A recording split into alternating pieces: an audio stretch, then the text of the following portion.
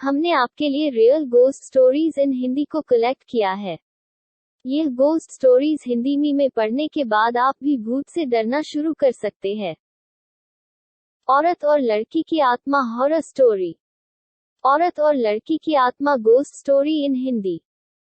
यह एक चौंका देने वाली घटना है जो 1950 में घटी हुई थी।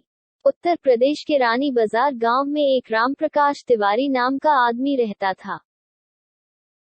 उसकी 5 साल की लड़की थी। उसे कैंसर की बीमारी थी और उसकी कई जगह से इलाज कराने के बाद भी वह जिंदा ना बच सकी।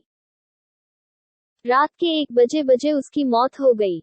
उसी रात को एक दूसरे गांव में मोहिनी नाम की एक औरत की ट्रक से टकराने की वजह से मौत हो गई। मृत के परिवार वाले लोगों ने उस औरत का दाह संस्कार कर दिया। दूसरी तरफ जब रानी बाजार में उस मृत लड़की को दफन करने के लिए जंगल में जा रहे थे, अचानक रास्ते में उसकी शरीर में कुछ हलचल हुई और वह उठ खड़ी हो गई।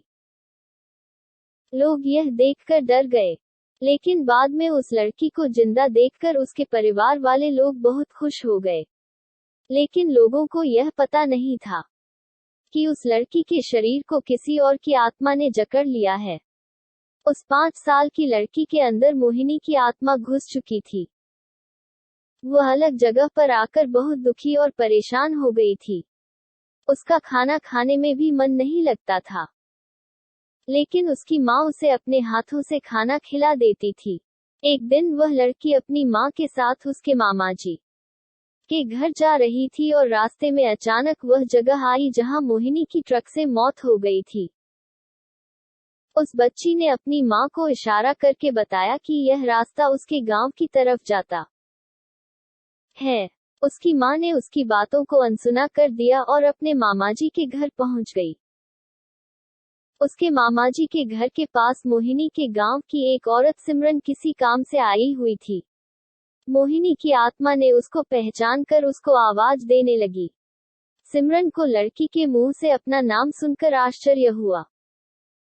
सिमरन के पूछने पर उस लड़की ने उसको अपनी पूरी घटना बता दी और बोली कि मेरी मौत से पहले ही मेरे घर वालों ने मुझे जला दिया और इस बच्ची की खाली शरीर को देखकर इसमें रहने लगी। जब सिमरन ने यह बात सुनी तो उसने अपने गांव जाकर सारे गांव वाले लोगों को यह बात बता दी और उसका पूरा परिवार मोहिनी से मिलने आ गया। उस लड़की ने सबको पहचान लिया और वह अपने पूरे परिवार के साथ अपने गांव चली गई और उसने वापस रानी बाजार आने के लिए मना कर दिया, लेकिन लोगों के समझाने पर वह मान गई। इस तरह वह दोनों परिवारों के साथ रहने लगी। इस कहानी से पता चलता है कि कभी किसी की अधूरी इच्छा पूरी ना हुई हो तो उसकी आत्मा किसी और के शरीर में जा सकती है।